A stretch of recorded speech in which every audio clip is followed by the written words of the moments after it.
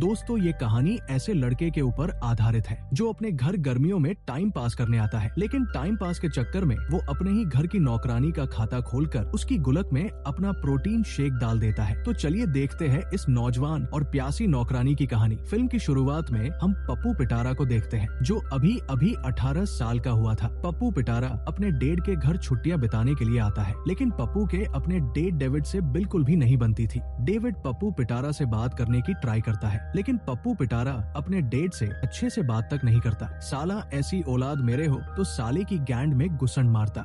इसके बाद पप्पू पिटारा घर के अंदर जाकर रेस्ट करने लगता है। अगली सुबह जब जैक अपनी लाइफ को दुआ कर रहा था, तभी उसकी नजर गार्डन में एक खूबसूरत जवान लड़की पर पड़ती है, जिसको देखकर पप्पू पिटारा का कालिया नाग फड़फड़ाहट करने लगा था। इसलिए जैक उस लड़की को देखने के लिए गार्डन में जाता है, जहाँ जाकर पप्पू पिटारा उसको देख रहा था। तभी उसके डेड भी वहाँ आ चुके थे। वो पप्पू पिटारा को बताते हैं कि बेटा इतना घूरने की जरूरत नहीं है, ये हमारे घर की नई मेड सोफिया है। फिर डेविड पप्पू पिटारा और सोफिया को इस दूसरे से इंट्रोड्यूस करवाता है, जिसके बाद पप्पू पिटारा अपना कैमरा लेकर बाहर फोटो खींचने के लिए जाता है, क्योंकि पप्पू को फोटो खींचने का बहुत शौक था। पप्पू पिटारा जब वापस घर आता है तो उसकी मुलाकात वापस सोफिया से होती है, जहाँ ये दोनों आपस में बातें करने लगते हैं। सोफिया पप्पू पिटारा से उसके बारे में पूछने लगी, तो पप्पू पिटारा भी सोफिया को बताने लगता है कि बचपन में उसकी मोम की डेथ हो गई थी और उसके डेड ने दूसरी शादी कर ली थी। बट पप्पू पिटारा को अपनी स्टेप मोम बिल्कुल भी पसंद नहीं है और इसी कारण उसकी डेविड से नहीं बनती है। ये सुनकर सोफिया को अच्छा नहीं लगता। इसके बाद अगले दिन पप्पू पिटारा फिर से फोटो लेने के लिए बाहर जाता है, जहाँ एक लड़की पप्पू से बात करने के लिए आती है, जो कि पप्पू पिटारा से फ्लर्ट करने लगी थी। जब ये दोनों आपस में बातें कर रहे थे, तभी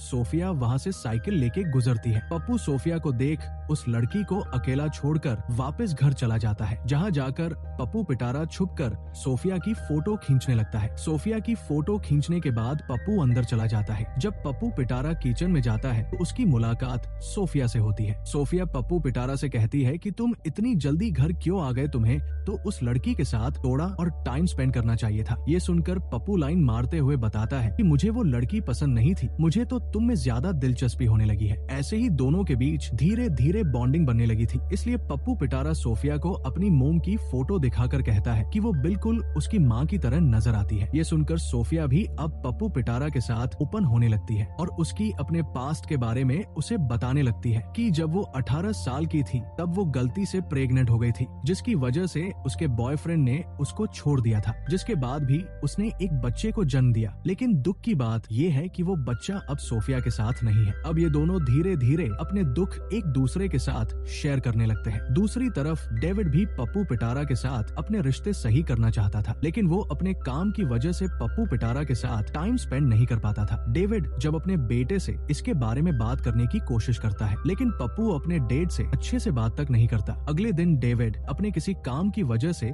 सिटी से बाहर चला जाता है, जिससे घर पर पप्पू और सोफिया अकेले रह गए थे। सोफिया पप्पू से बोलती है कि अबे छेडुमल, तेरे डेड तुझसे बहुत प्यार करते हैं, इसलिए तुझे उनसे प्यार से बात करनी चाहिए। लेकिन पप्पू पिटारा सोफिया की बात का ज्यादा लोड नहीं लेता और अपने रूम में सोने के लिए चला जाता है। पप्पू सोते हुए सोफिया की फोटो को जूम करके देखने लगता है और सोफिया को देख कर अपने प्रोटीन को पानी की तरह बहा देता है, जिसे तुम हर दिन बहा देते हो। एक हॉट लड़की दिखी नहीं और प्रोटीन बाहर।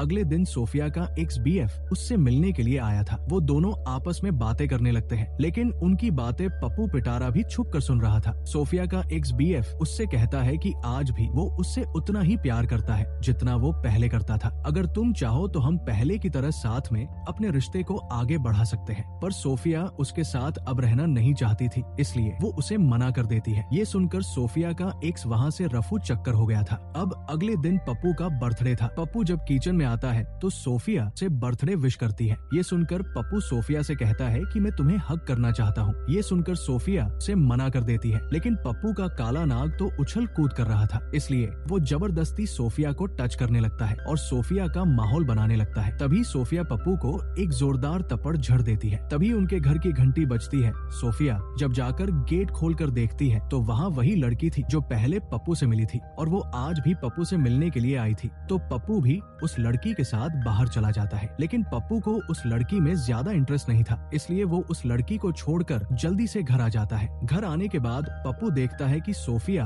अकेले बैठकर रो रही थी, तो पप्पू उसके पास जाकर उसे चुप करवाने लगता है और उससे कहता है कि मैं तुम्हारे बेटे जैसा हूँ और मैं तुम्हें हक करना चाहता हूँ। ये सुनकर सोफिया भी पप्पू को गले लगाने के लिए मान गई थी। फिर पप्पू जब सोफिया को गले लगाता है तो वो जैसे सोफिया की पुंगी बजाने वाला हो और वो सोफिया को अलग अलग जगह टच करने लगा था। ये सब सोफिया को भी काफी रिलैक्स फील करवा रहा था, इसलिए वो भी पप्पू को टच करने से मना नहीं करती। पप्पू सोफिया की गुफा में धमाके करने ही वाला था कि तभी सोफिया पप्पू को हटा देती है और अकेले जाकर बैठ गई थी। पप्पू भी उसकी गुफा बजाने के लिए उसके पीछे जाता है, लेकिन सोफिया उससे कहती है कि मैं तुम्हारी माँ जैसी हूँ, तुम मेरे साथ ऐसा नहीं कर सकते और मैं तुमसे उम्र में काफी ज्यादा बड़ी हूँ और ये सब गलत है। लेकिन पप्पू सोफिया की प्यास बुझाने के लिए उससे मनाने की ट्राई करने लगता है। पप्पू की बातें सुनकर सोफिया भी मान जाती है कि एक बार करने में क्या ही जाता है, जिसके बाद पप्पू अच्छे से सोफिया की गुफा में धमाके करता है। धमाके करने के बाद सोफिया पप्पू को समझाने लगती है कि तुम्हारे डैड तुमसे बहुत प्यार करते हैं, इसलिए तुम्हें अपने डैड से अच्छे से बात करनी चाहिए। फिर अगले दिन सोफिया किचन में काम कर रही थी तो पप्पू पीछे से जाकर सोफिया के पास जाकर उसका माहौल बनाने लगता है। तभी पप्पू के डैड भी घर पर आ जाते हैं तो सोफिया जल्दी से अपने कपड़े सही करके अपना काम करने में लगती।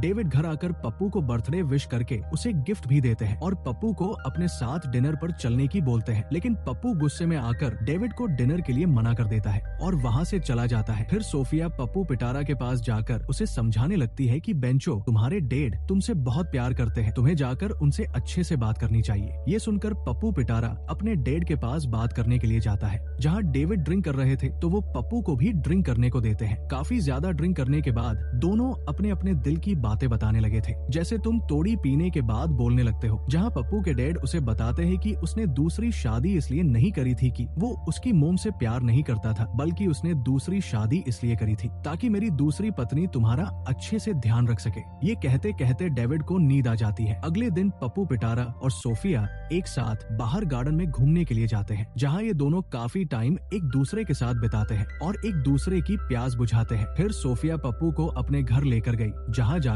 वो पप्पू को बताती है कि उसका बच्चा छोटा था तब रोड एक्सीडेंट में मारा गया था। ये सुनकर पप्पू सोफिया की गुफा में धमाके करके शांत करता है। इसके बाद पप्पू पिटारा अपने घर आता है और कुछ सोचने लगता है, क्योंकि उसकी छुट्टियां अब खत्म हो चुकी थी और उसको अब वापस जाना था। इसलिए पप्पू अपना बैग तैयार करने लगता है और जाने से पहले सोफिया के पास जाकर उसको जोरदार तरीके से किस करके लास्ट बार ताबड़तोड़ तरीके से एक दूसरे की गुफा में धमाके करता है। सोफिया को खुश करने के बाद पप्पू अपने डैड के पास जाकर उनको अपने गले से लगा लेता है, क्योंकि अब पप्पू अपने डैड से नाराज नहीं था। फिर पप्पू पिटारा अपने डैड के घर से चला जाता है। अगले दिन सोफिया अपनी मोम से मिलने जाती है, जहाँ वो अपनी मोम को बताती है कि वो प्रेग्नेंट है। ये सुनकर सोफिया की मोम उसको गले लगाकर रोने लगती है। यहाँ हमें पता चलता है कि ये बच्चा किसी और का नहीं बल्कि पप्पू पिटारा का ही था, जिसने सोफिया की गुफा में अपना पिटारा खोल डाला था और यही इस मूवी की हैप्पी एंडिंग हो जाती है। नेक्स्ट पार्ट देखने के लिए चैनल को सब्सक्राइब कर ले। Thanks for watching.